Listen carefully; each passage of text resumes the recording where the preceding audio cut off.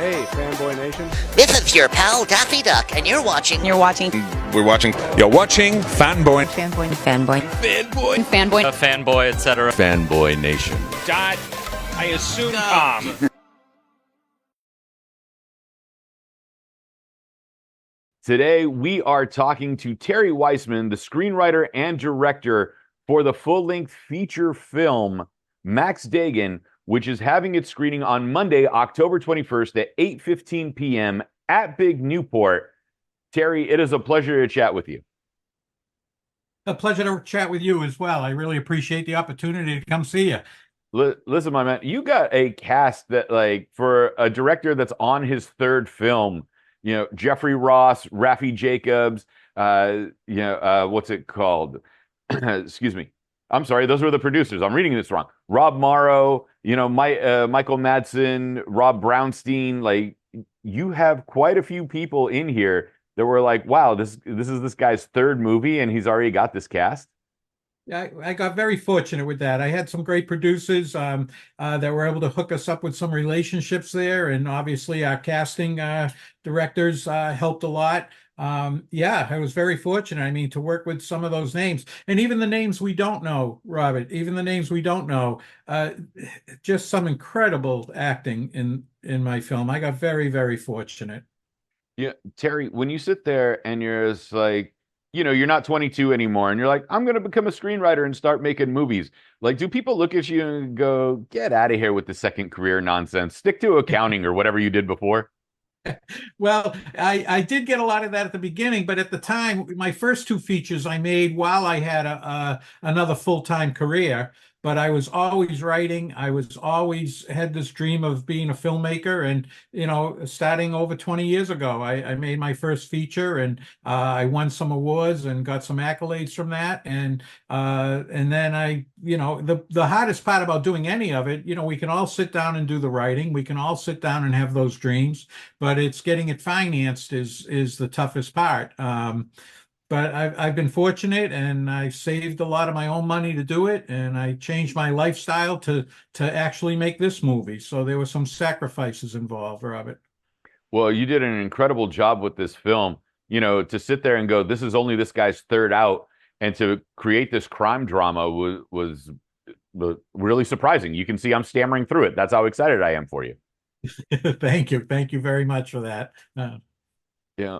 What was the catalyst to get a story like this made? Like, did you see something on the news that was similar to it? Have you heard about, types of abuse that were going on like this? And you're like, this would make a great story. Like, how did this all come about? Well, it started about 5 or 6 years ago. I was a garage musician, and garage band musician years ago in my youth, and I had this character in my head for quite a while about this prodigy and what it would be like. And as far as the other aspects of the story, well, a little bit of it is taken from a personal aspect as far as the abandonment and things like that. My brother and I had a difficult upbringing when our mother left and blah, blah, blah. Nowhere near what our character, Max Dagan, went through. But so I had this character in my mind, and I coupled it with the music. But then, when you're sitting writing, I'm not sure, you must talk to a lot of screenwriters and a lot of other filmmakers, but these ideas and these things, these situations, I guess, just come to you. And this one just evolved that way. And I kind of just let my ideas flow with it. It was really, really freeing. And how did you come up with the name Max Dagan? Was that your stage name, and you're just like, here, let's throw it on there? Actually, no. Someone asked me that. I had a good friend who passed away years ago, whose last name was Dagan, and I always liked that name. I think if you see the film, I'm not doing any spoilers here, but the Dagan family in the film are a Jewish family. I noticed with the big star David from the beginning, so yeah. Yes. And as far as Max, I always loved the name Max. I just liked it. It's a hard-hitting, solid name, and I just put the two together, and it just stuck with me. And everybody had mentioned maybe I should call the film something else, but I kind of like just calling it, our main character, just Max Dagan, and it's worked out well. And then the next band that you start is going to just be named Max Dagan because you like the name That'll so be much. it. That'll be it, Robert. Yeah. Yeah. Did you play guitar as well? Was this your guitar that you used, It or? wasn't my guitar, but I have a Stratocaster, but this one in the film is a pre-CBS Fender Stratocaster, which is kind of a collector's item, and it's a very expensive prop to have. And our production designer did a great job finding that guitar for us.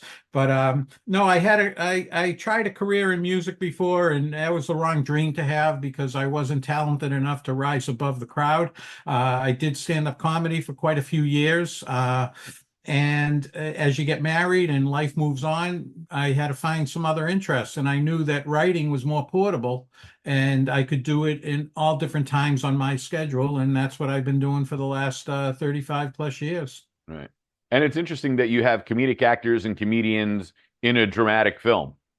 Well, from my comedy days here in Boston, when I was doing stand-up, one of our producers, Barry Katz, he was running a club back then, and I didn't talk to Barry for close to 30 years, so 40 years, and I reached out to him telling him I had this film, and he wanted to come on board, and I'm glad he did. And obviously, he's been a very successful manager as well with Louis C.K. and Dane Cook, and Jeff Ross was his client. And so he was able to reach out to these people and see if we could get them for the money that we had to do it. And thank God they were all incredible. They really were. And it's not a comedy, as you know, but comedians, for the most part, are terrific dramatic actors too, as you can see in the film. And now you're thinking I should have been a little bit nicer to Jay Moore because I want those courtside Laker Celtics tickets. Yeah, absolutely. And Jay's a great guy, man. He is just what a talent he is too. Yeah, yeah. Yeah. It's interesting to see how the film develops and what's going on in this crime drama and how Max is trying to plead his case in, my father did his time. And, the twist comes in the beginning where we see how it's going to develop, which I'm not trying to give too much away, but Right. resentment is always going to be there, especially if you've held on to that level of anger, no matter if the truth comes out or not.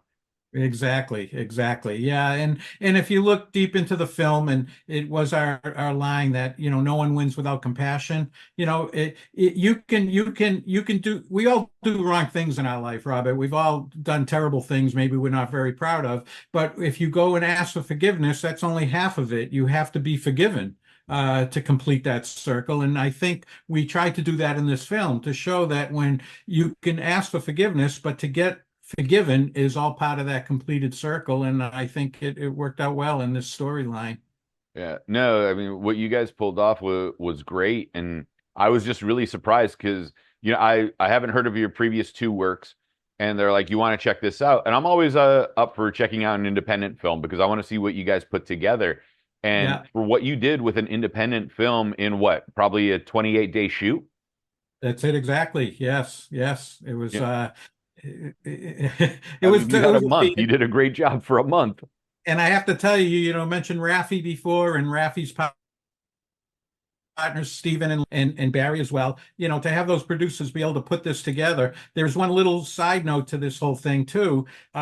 Being a writer and director helped us a lot because when you're writing, they tell you, don't think about a budget, just write so you get your story out there. Well, I did that and always do that, but I came out of this, the Max Dagan had 27 locations in it, which was, a budget choking amount. And thanks to Rafi and Steven and Liana and Barry, we were able to get that down to 16 locations and make it manageable. But being the writer, you can do that. And being the director with the vision, I can do it without losing the vision. So it all worked out right. Great. It was excellent. And then we come to find out every place is just around the corner from the last one. That's it, exactly. Yes. You can make around the corner look like it was, 6 miles away. So, hey, You got it right, Robert. You got it right. you know, it's the 25th anniversary of the Newport Beach Film Festival. Yes. I mean, a quarter of a century for this festival to be going on. It's like from year one to year 25, like they didn't expect it to grow as big as it has, which is phenomenal. Are you going to be out here on Monday for the screening? Yes, I'll be there on Monday. I come in on Sunday, and unfortunately, I have to leave the following day on Tuesday, but I'll be there all day Monday, and I assume you're going to be around, and if you I'm are, going to be around, and I hope we can grab a cup of coffee at least. I would love that, man. That would be great. You know, when you sit there and you're like, wow, this is the 25th anniversary, this is the silver anniversary of a festival that's grown from that was like 3 or 4 days to an entire week, that's Yeah. known as one of the premier lifestyle and film festivals in California, and coming in for it, you're just like, what is that like? Especially since this is only your third film, and you've kind of taken like a decade in between each movie. Yes, yeah. Yes, I did. And that was getting the financing together, as we discussed briefly, and part of it was writing it and finding the time. But this film was done strictly on, it was a kind of a midlife crisis. I was in my anymore. So my first film totally dedicated to filmmaking. Festival. We are so excited to be at Newport Beach Festival. We were crossing our fingers to get into it, and obviously we are, and we're so excited to be there. And you're right, it's a wonderful festival to be part of, and we're so proud that we're going to be shown there, and we have a good time slot too. It's an evening showing on Monday evening. It's going to be great. Really looking forward to being out there. Now you're in Boston still, or you're somewhere else on the East Coast? Yeah. I'm just a little north of Boston. I'm 40 minutes out of Boston, and I'm born and raised in New England. I'm a New England boy, and I'll share one little thing with you if we have a second. I'll tell you that my other two films I filmed here in New Hampshire and northern Massachusetts, and when I was getting ready to do this film, it was Barry, my producer, who said to me, Terry, look, if you're going to do this right, you have to come out to LA. Because before I was bringing my actors out here and I'm putting everybody up and doing that. So now I just packed a bag, Robert, and I went out to LA for 2 months, a month of pre-production, and we did a month shoot, and it was the best experience of my life. And it was one-stop shopping out there: locations, actors, supplies, equipment. We needed stunt coordinators. We changed our mind at the last minute. We were able to get a stunt coordinator on set in an hour. It was just a wonderful experience. So if I get an opportunity to do a fourth film, I promise you I'll be doing it out in LA, man. I'll do it out there. So long as I get a set visit, man, I'll be happy. Yeah. When we were talking about the writing process and everything, I wrote the novel of Max Dagan. My novel of Max Dagan is available on Amazon, and I also have another book I just published on Amazon that I'm working on the script now, so I'm hoping that will be my fourth film. But let's get through this festival run first, and let's have some success with this one. Well, so you realize what you're coming out to is also what our winter looks like, except at night it's a little more crisp. Yeah.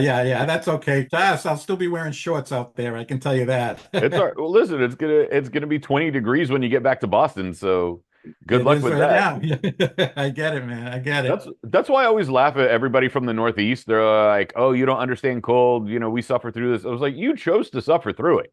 You could have come to here. You could have gone to Florida. You could have kicked back at one of our beaches. No, you want the snow. Enjoy the snow." Home is home, I guess, no matter where you're from. Right. When you finally, how do you divorce yourself from the written word when you're making the film as the director? Because you're like, this line is so great. I want this line in the movie. I need this scene in there. And then it's just not working for the narrative, that you have to divorce yourself from being the writer to being the director and make the project move forward. Like, how difficult is that for you? It's a very difficult thing. And as they say, any writer will tell you, it's hard to kill your babies. You have this scene or this one line that you just is going to help. But I will tell you, it helps a little if you're if collaborative on set, which I hope I am. I hope the actors would tell you that I am. Being collaborative helps because, a lot of the great directors will tell you, just hire good actors and get out of their way.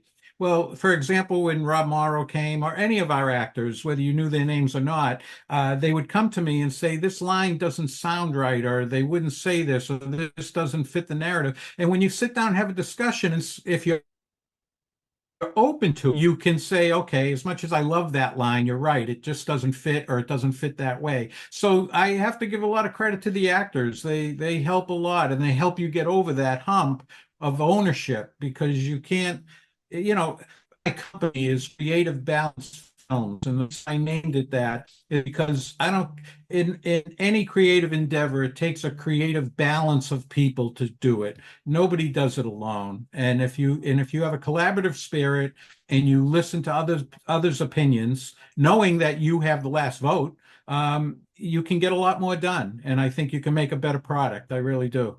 Right.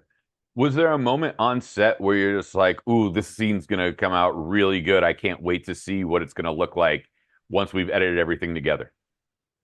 Well, that's the disease I have as a director because I love every scene and I love actors. And I think of actors more than any part of the process because I can't act. And so I respect actors so much. And when you see your words come alive and they bring what they bring to quite a few scenes. Not sure if you actually watched the film or not. I'm assuming you saw pieces of it. And I don't want to single anybody out because they all did some great jobs. But, whether it's the fight scene or Michael Madsen in the kitchen, where he goes to confront her and I could go on and on about every actor there. They were just so yes, every day there were moments that just blew me away. And I said, cut, that's it. This is the one. Let's lock that in. Perfect. All right, Terry, it's Monday night. We're going through the selection of films that we got to check out. Why do we need to come see Max Dagan? I think you need to see Dagan because it's going to leave you, first of all, you'll be watching with interest every step of the way. I think it holds your attention. I think the acting in there is incredible, as we talked about. But I also think when it's over, it leaves you with a warm, good feeling about life in general, and about family, and about what it means, how deep love can go, even when we stray from it for a while, and in reconciling with our relatives that we haven't talked with for a while, or that we've pushed away, or whatever. So I think overall, you're going to get the whole spectrum of emotion watching our film, and I really would love to have everybody come out and see. And I hope, whether I've met anybody there or not, if they're at the screening, please come up and say hello. I'd love to hear your opinions and hear what you have to say about it. It'd be great to see everybody. All right. And I got to ask this question since you were a stand-up. Jay, obviously everybody knows who Jay and Jeff are. Did you Yes. did you pitch your best joke from when you were a comedian to them? And if so, did it end up as a line in the film? No, it didn't. And I will tell you two things about that. First of all, my best joke wasn't good enough for me to continue to be a comedian. That's why I'm not a comedian anymore. But with that said, and Kirk Fox was in our film too. He had a cameo role in there. He was great. Just for that one little scene he did, he was great. But no, it didn't make that. But overall, I think I can't compete with those guys. Those guys they have comedy in their heart. And if I may, just 1 second, Robert, my second film, I thought I could make a comedy, but comedy is much harder than a drama because you have to be funny on paper and you have to be funny on screen, and your actors perform it funny. So I'm very proud of that second film, but I think I'm going to stick with dramas for a while. They're more rewarding to me right at the moment. I got you, my man. Where can we find you on social media if we want to connect with you after the screening in Newport to talk to you if we couldn't stick around for the Q&A? Well, I'm on Instagram at Terre Weisman. I'm on Facebook. You can find me. I have my own website. You can reach out to me at creativebalancefilms.com. MaxDagan.com, MaxDaganMovie.com. Yeah, please. I'd love to hear from everybody. Please reach out. All my contact information is there. Love to hear from other writers, directors, or any other filmmakers, or anybody in the creative field. I love the creative process. So please reach out. Awesome. Terre Weisman, it's been a great pleasure chatting with you. Hopefully I get to see you on Monday at some point throughout the day. Max Dagan, again, Newport Beach Film Festival. It's going to be at Big Newport at 8:15 p.m. Monday, October 21st. Thank you so much. Also with a Q&A with Terry, Rafi Jacobs, Rob Morrow, Zachary Gordon, and Lindsay. I'm sorry. I'm going to Dirshbag. Thank you so much because I'm going to butcher her last. Yeah. Yeah, I read it. I was like, I'm going to butcher this one. Robert, please search me out too, and it's been a pleasure being with you today. Thank you so much for the opportunity to talk with you, man. Absolutely. I can't wait to see what your fourth movie is going to look like. I can't either, man. That would be great. Take care, Robert.